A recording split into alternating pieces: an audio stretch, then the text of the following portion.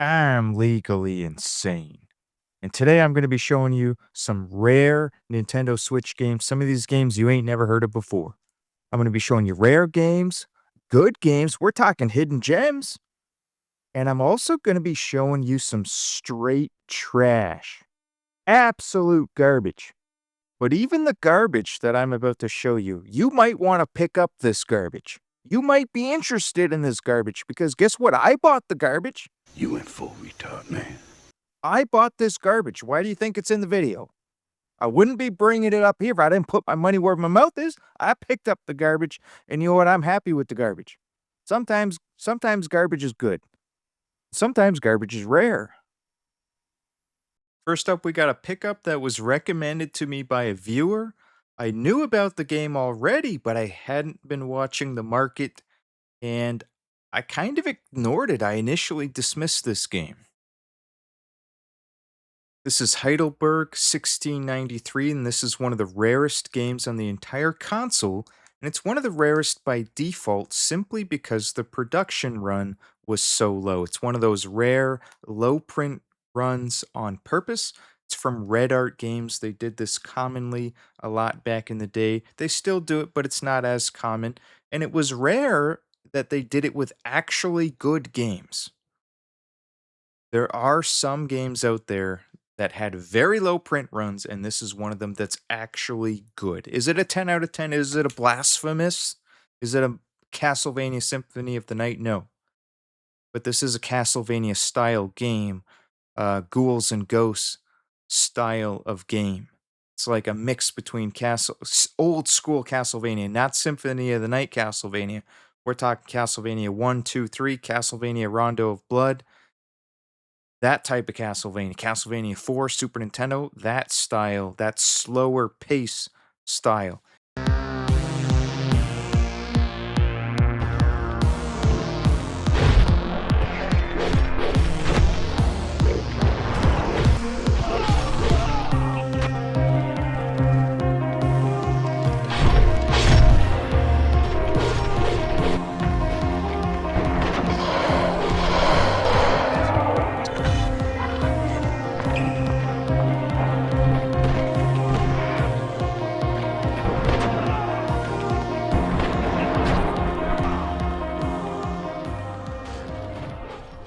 As a matter of fact, when this game first came out, I ignored it.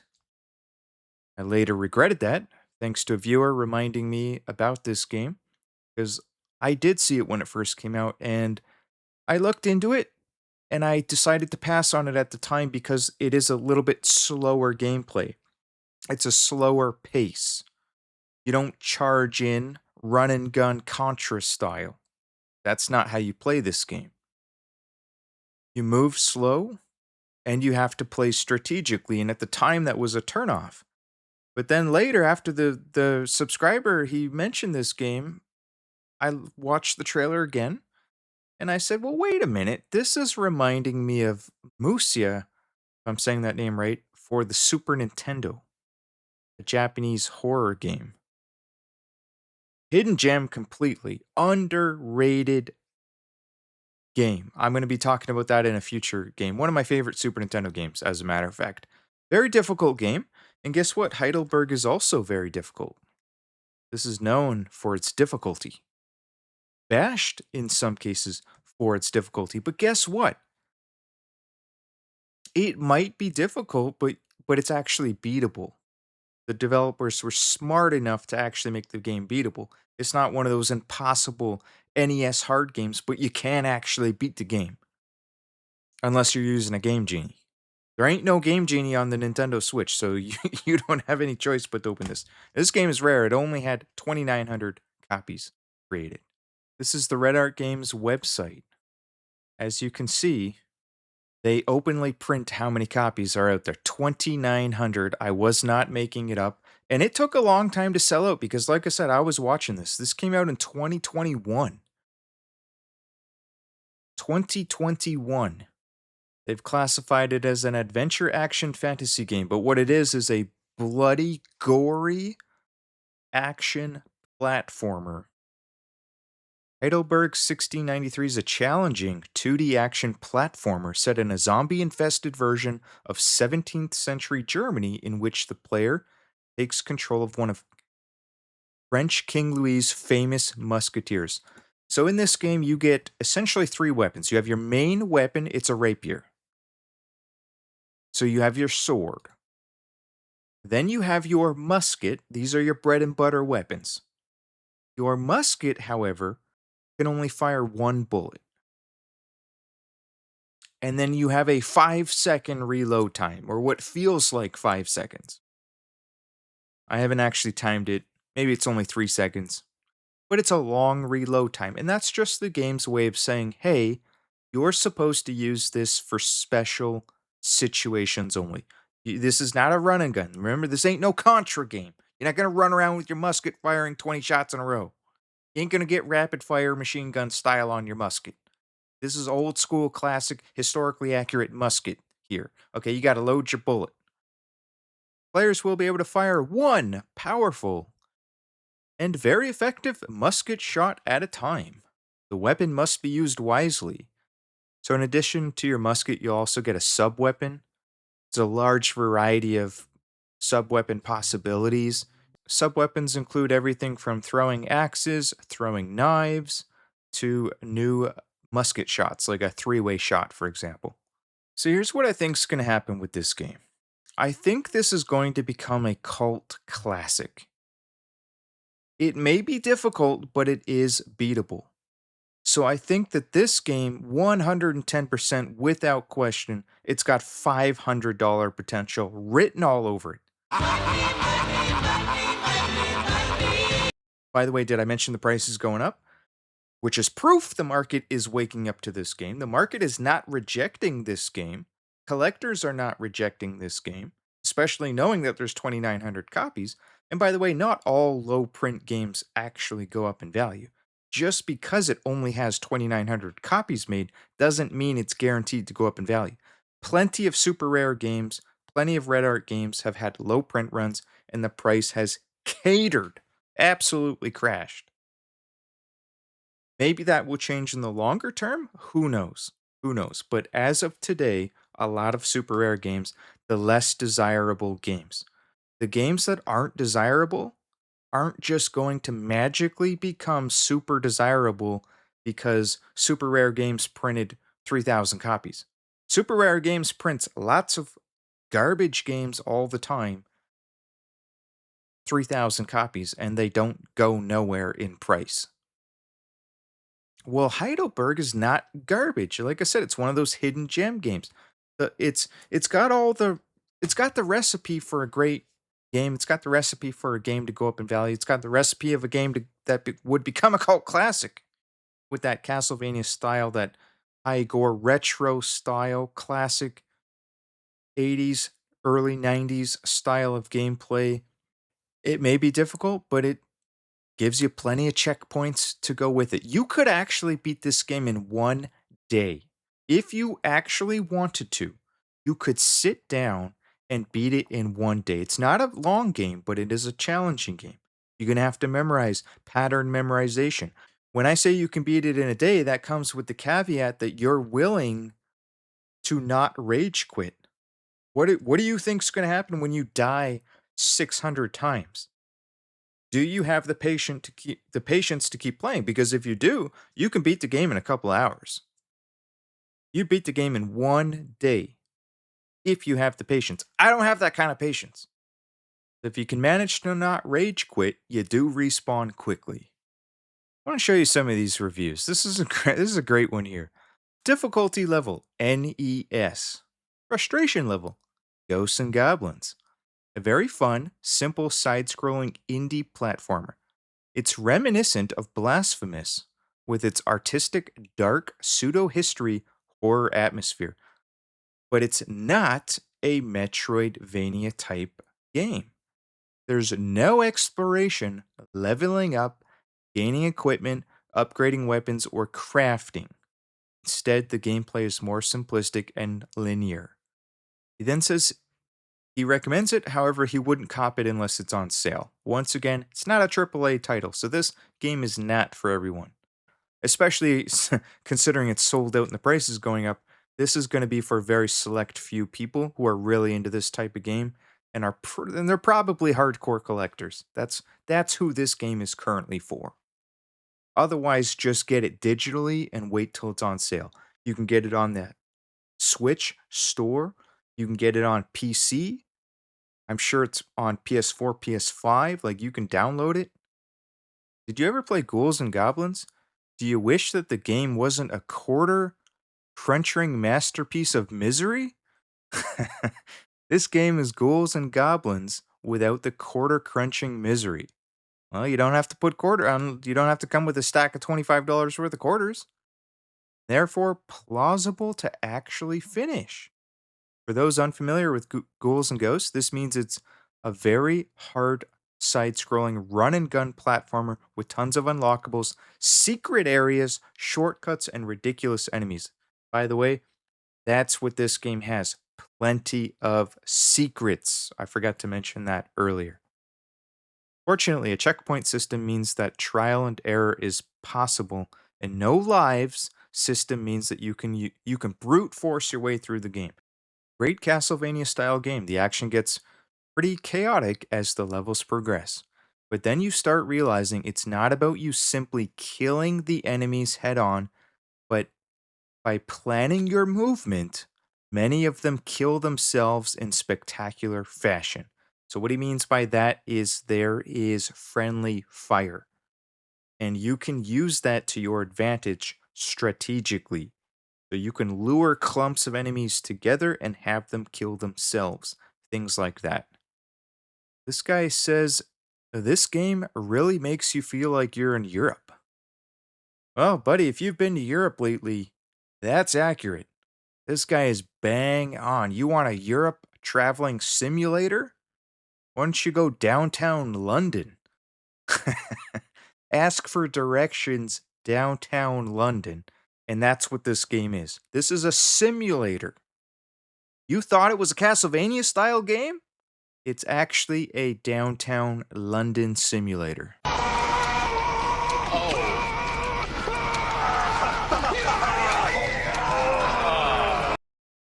I'm about to do something live right now, right here on camera, that's going to cause some of you collectors to have PTSD permanently. Permanent PTSD. Some of you just might blow your balls off. 6 bullets in the chamber. You're going to be rapid firing.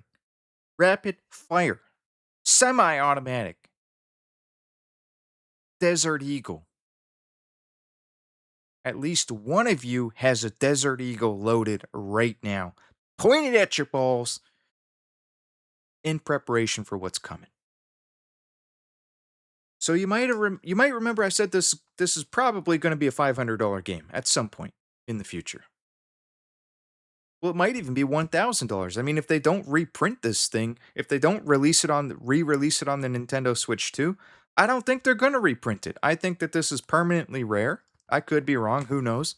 We're in the modern era of collecting where anything is possible and anything can get reprinted at any time. That's just the way it is. Well, maybe it's $1,000 sealed copy. This is a sealed copy. Did you not notice? See, what I started doing with a lot of my rare games, like Darkwood, is I started downloading them when they go on sale on the Steam store, or sorry, not the Steam store, the Nintendo Switch store, or sometimes even on the Steam store. Sure. Well, I'm going to open this live right now. This is a beautiful seal. I imported this from Europe on eBay. I think I got the last cheaper copy where I only paid a little bit higher than the original retail price. Original price was €29.99. I don't know if that's euros or British pounds. I'm pretty sure it's euros. But also VGP had this game for $40 at one point. And this is where I was going to download it. So VGP had 999 copies. Oh, look at that. Limit of 3 per customer. Well, you know, some smart son of a bitch, smart scalper definitely bought 3. I wish I bought 3. I didn't even buy 1. Each Nintendo Switch version will come with a double-sided poster.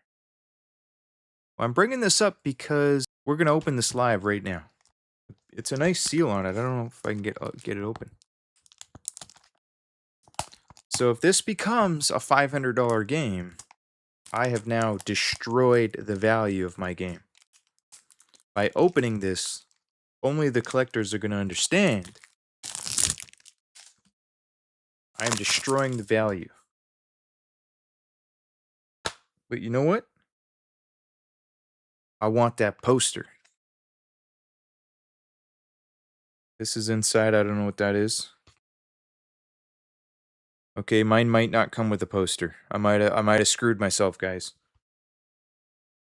Unless this is a poster. Okay, I think it's a poster. It's not a manual. Wow, yeah, that is a poster. Dang, that's cool. I think it's just a poster of the cover, though, which is, I guess that's alright.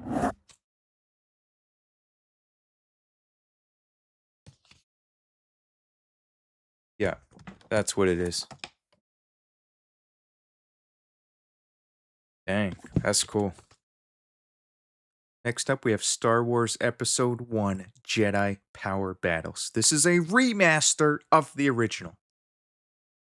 A remaster of the Sega Dreamcast version in particular. There's also a PS1 version, but they straight remastered this version. There's very subtle differences, but this was the definitive version of that game.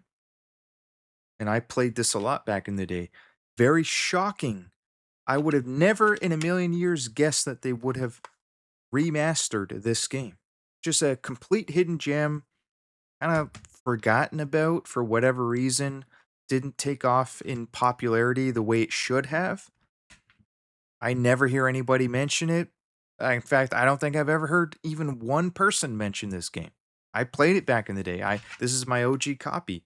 I picked up my Dreamcast at a garage sale back in like 2010, and this is one of the games that it came with, and me and my buddy played a lot of this game.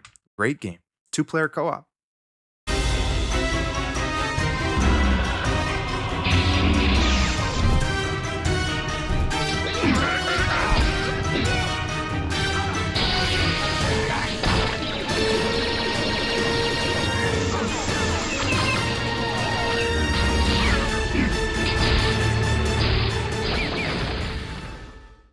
I am telling you right now, this is one of the greatest co-op games ever made.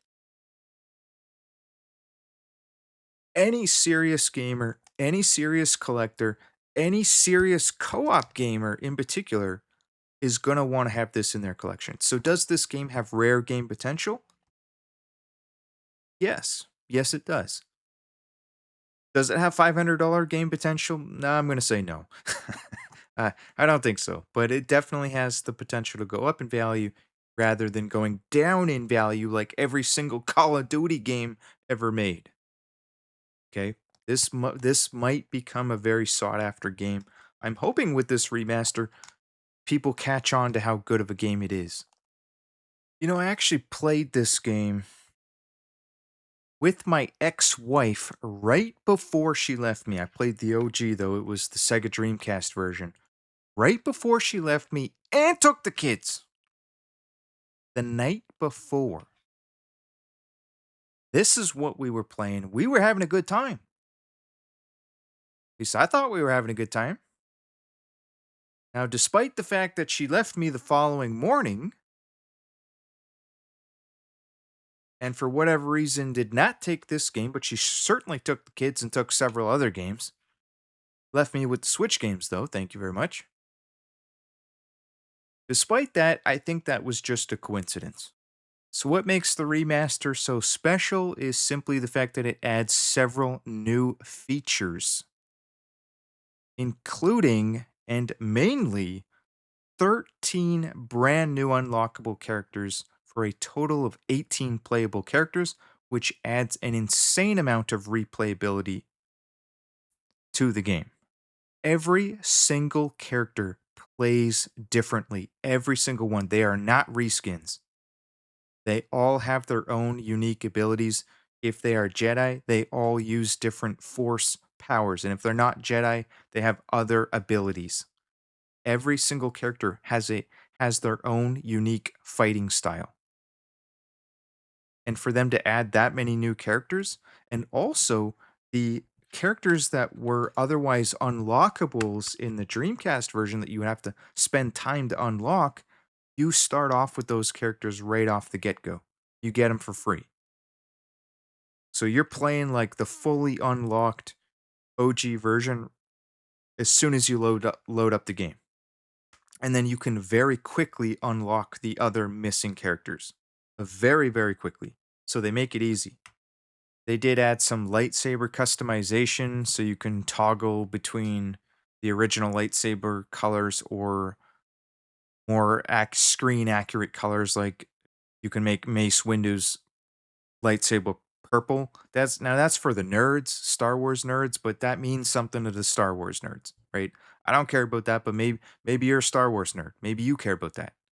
And here's the other kicker. A lot of people back in the day they complained about the game being difficult, mostly because of the controls, or arguably because of the controls. Controls got bashed. They were too difficult, or for whatever reason. I don't remember complaining about that. But they also updated the controls, so you can use modern, brand new controls, or you can go old school original controls. And the final kicker is because there's so many characters, some of them are actually OP. So if you're complaining that the game is too difficult, you can actually kind of cheat the system and just pick if you find out which ones are OP, that's all you got to do. So if you want a challenge, you'll learn not to pick those characters, or if you're in two-player mode, you might have a pact where, okay, don't pick these certain characters because I'm not even going to get any kills in a two-player co-op mode because you're just going to be mowing everybody down solo before I even get the chance to hit one of them. So check this game out. I'm telling you, you will not be disappointed. And just like the other game, guess what we're doing? We're opening this one live.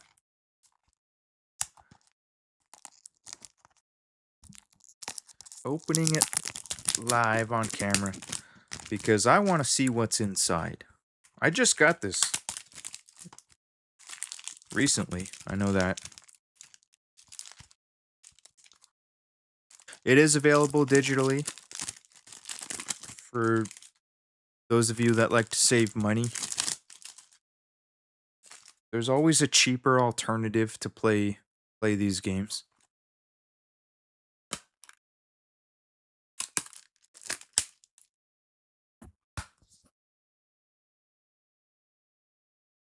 Has a manual. They didn't cheap out. LucasArts did not cheap out. Lucasfilm Games. Asper, I think, is the one that ported it. Limited Run Games number 277. It is a numbered release. That also helps with collectability. Got a manual. It tells you the buttons. I love when it tells you the buttons. We gotta take the shades off. What else is in here? It only shows you the starting 5 characters. But other characters that you can be include Queen Amidala, Captain Panaka, Darth Maul, a B1 battle droid, B1 pilot droid, a Droideka destroyer droid, a loader droid. I think that one might be the secret character, the loader droid. A rifle droid, so a lot of different droids. A Weequay, whatever that is, a Rodian, I don't know what all of these are. A Tusken Raider, and an Ishi Tib. Okay, next up, I got a very interesting game. Now, hear me out. Hear me out. Space Blaze, a shoot 'em up, shmup, retro style, 80s, 90s style, Gradius style, R type style. Okay, so if you like R type, you like Gradius, CIB, this might be for you. But there is a catch. Maybe you already know. For starters, look in that bottom corner there, if you can see that. That says UIG. That's not a good sign. This is a shovelware publisher.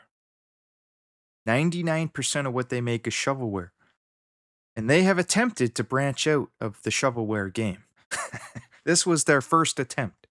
The very first time they tried to get out of the niche that they are good at. They are good at making shovelware simulator games. That's what they've done their entire lives. And as a result, this game got bad reviews. Some of the worst reviews I've ever seen. Some of the worst. But I don't think they're justified for being that bad, at least. Yeah, I'm not a shooter expert. I'm not a shoot 'em up expert, but I like to dabble in them. I play them every year. I collect them. I play them. I love them. I like the easy ones in particular. And I think this might be something that shooter fans might still be interested in. And I'll tell you why. But first, let's talk about this publisher. I found a list of most of the games that they've made on GameFAQ going back to '09. So as you can see, right from the get go, I don't know if they first came out in '09 because that's as far back as it goes. Nothing but simulator, garbage animal life games for starters. DS games, what are those? Point and click. Ooh, click on the animal with your little pointer thing for 3-year-olds. Rail Cargo Simulator. I mean, read that title. Rail Cargo Simulator. You know that is the uttermost garbage ever made of any game ever made. It does not get worse than Rail Cargo Simulator.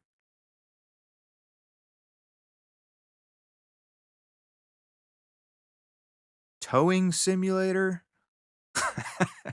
Oh gosh. Singles flirt up your life. Airport Simulator. I gotta take my shades off. What's Mining and Tunneling Simulator? Roadwork Simulator? Ski World Simulator? I'm just scrolling. There's hundreds and hundreds of simulators. Farming Giant, Book Stories, I don't know what that is. Skyscraper Simulator, Agriculture Simulator, Professional Farmer, Mining and Tunneling, Tow Truck Simulator. Yeah, okay, so they're repeating the coming out with sequels for all the simulators. Driving School Simulator, you know that one's bad. Snowcat Simulator? There's tons. Arctic Truck Simulator. Everything is nothing but trash.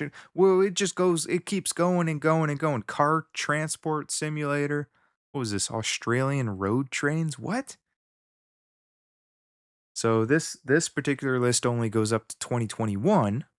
They did make Joe's Diner. I am aware of that game and Pineview Drive. I don't know if they're good, but I doubt they are. Forestry Simulator. And somewhere in here, what 2019 they attempted to break out with Space Blaze. They gave it a go, guys. I think they really did try. I think they had a low budget and they gave it the best they could do. So let me tell you what I like about this game. Number one, two-player co-op. Automatically gets bonus points. Two-player co-op. Number two, you don't die in one hit. So the vibe that I got, me being not a professional shoot 'em up guy, I don't know any better. I'm not an expert at shoot 'em ups. I just play fun games. I thought it was newbie friendly. That this is a newbie friendly shooter. Even though it does have challenging parts, it's newbie friendly because you don't die in one hit. You have a health bar. And the majority of your deaths, this is what I found, and based on the reviews that I read, they had the same experience. How you will die the most of the time is you will crash into objects due to piss poor programming and piss poor game design where you can't tell if what you're running into is in the background or not. So you think you can go through this like mountain pass or there's some rocks sticking out. You think you can go through it because you went through the last pile of rocks, but you can't, and then you die. Or you there's just so much going on the screen, you can't really tell, and you just crash into something that you just didn't see. So that's how you're gonna die, but that's easily fixable through memorization. You start to learn to drive a lot more carefully. You might be thinking, well, I'm still not convinced. Why would I want to buy it? Well, for starters, it used to be rare, and it might still become rare. Do you really think that this had a high print run? Being that a simulator shovelware company made this game? Because I'll tell you right now, it did not have a high print run, and it was very rapidly becoming a rare game until just recently it got a reprint.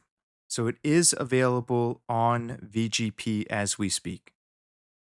And it's a fairly good price, $30. So it used to be 40 when it first came out. The new standard price is 30 Canadian dollars. So what is that, like 20 bucks US? Really not bad for what I'm thinking is worth the money.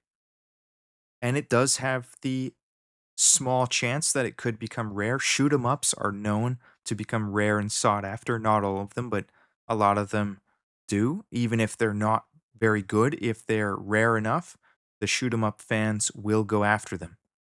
They're like horror games. Horror games, RPGs, and shoot 'em ups have very dedicated fan bases.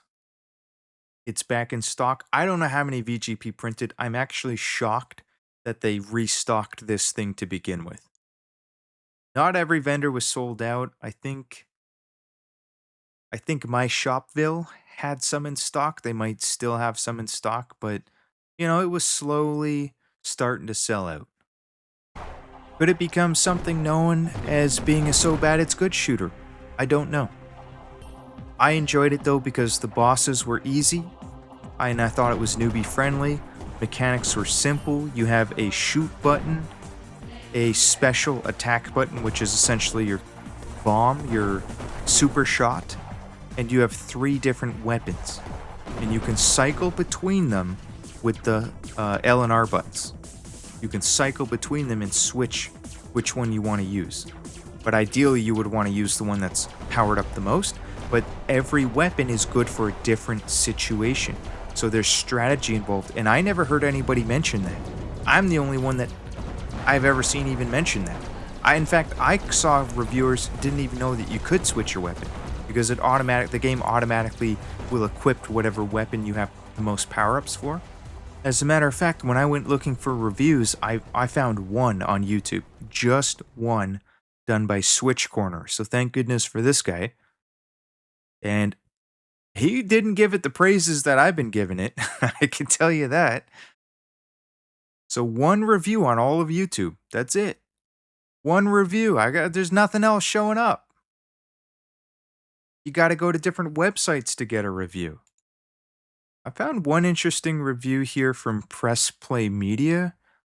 He says, I'll say one good thing about Space Blaze, though, after spending like 6 pages bashing the game.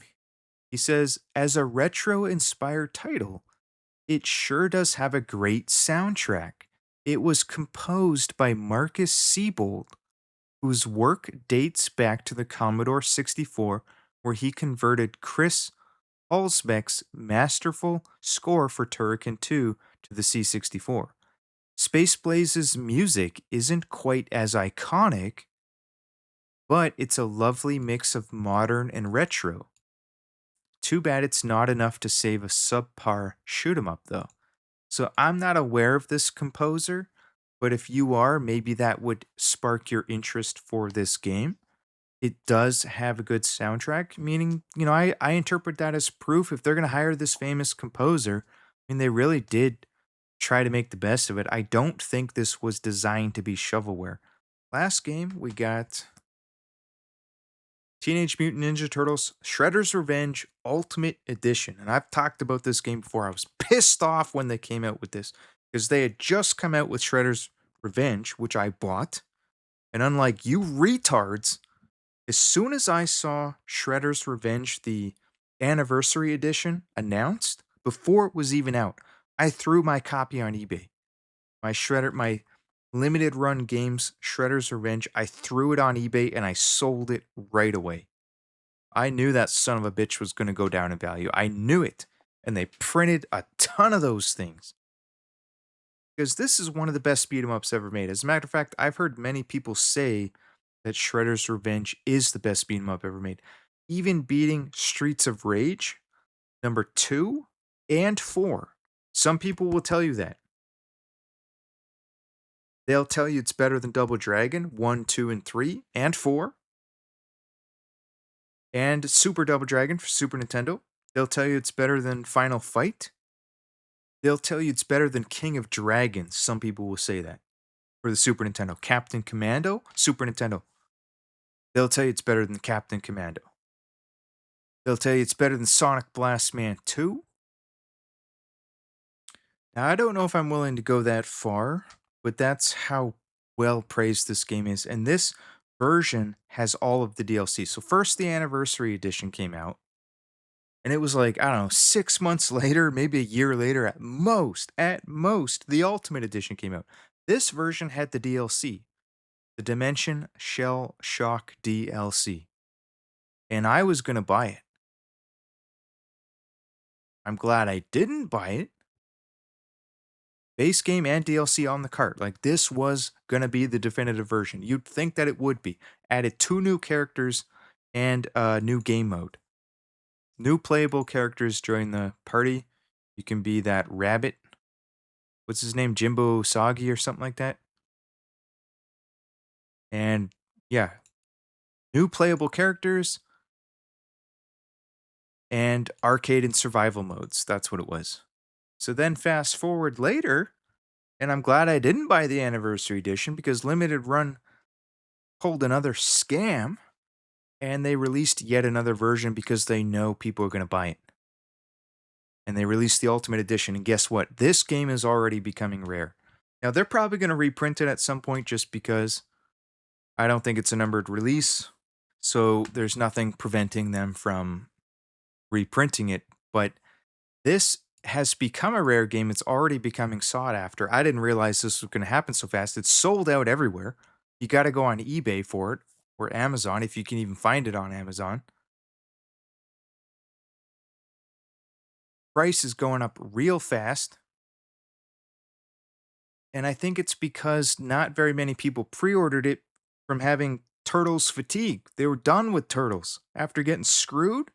Can you imagine you buy Shredder's Revenge number 1, then they come out with the Anniversary Edition 6 months later. Can you imagine? And then you go and you double dip on that one. You double dip. I almost did it. And you were too dumb to have sold your initial copy before the Anniversary Edition came out.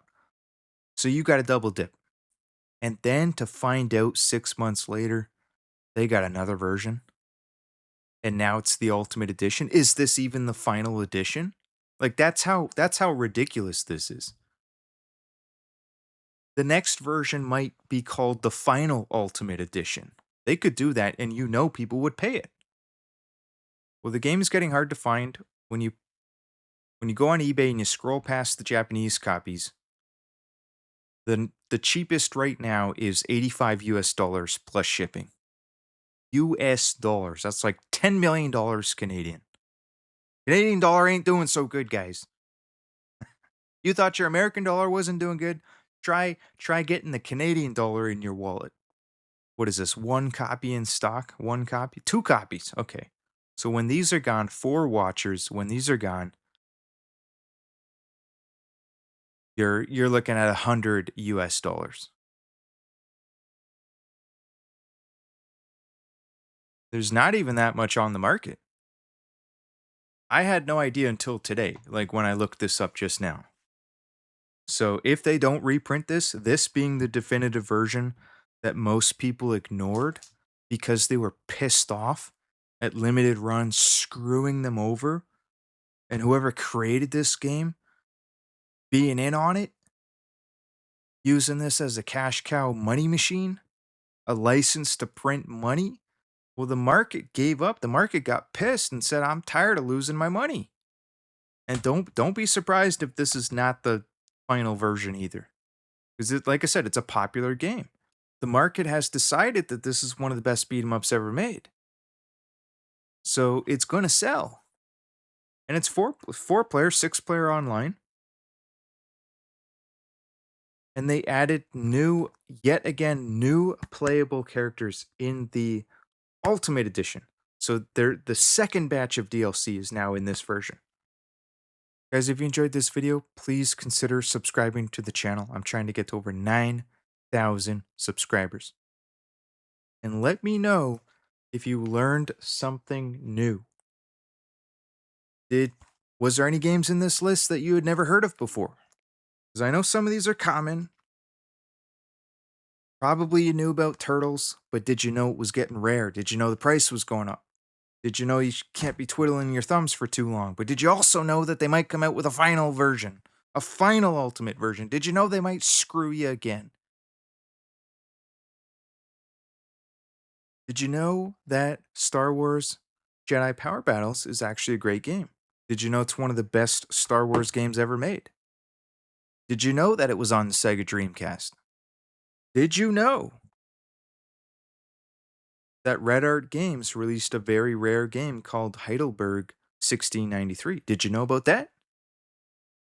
Did you know that John Bunday's mother is selling rare games downtown 7-Eleven right behind the dumpster?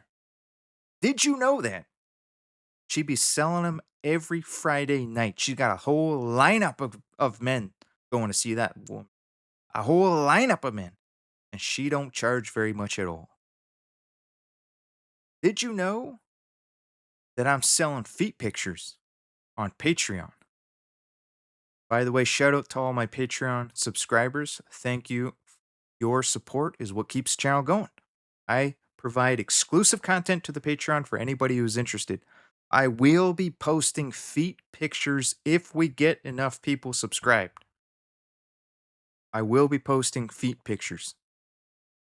So if you're into that sort of thing, come join the Patreon. Yeah, legally insane. Yeah. Check the joystick, retro kings in the building. Pac-Man appetite, munching up millions. Button mash moves, combo spilling, wearing adult diapers. No time for chilling. 16-bit dreams, cartridge on the dresser.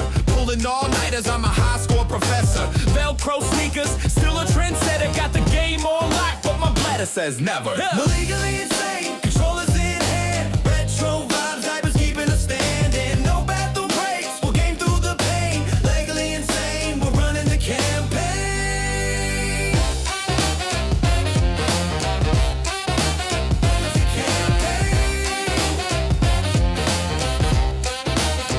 Yeah, duck hunt precision, aim on the screen. Diaper so fresh, it's my gaming routine. 8-bit symphony, living the dream. Mortal Kombat battle fatality scene. Mario hops and my swag just bounces. Donkey Kong barrels rolling like ounces. Pause button hit when the diaper announces. But back to the grind, this joystick astounds us. We're legally insane, controllers in hand. Retro vibes, diapers keeping us standing. No bathroom breaks, we'll game through the pain. Legally insane, we're running the campaign.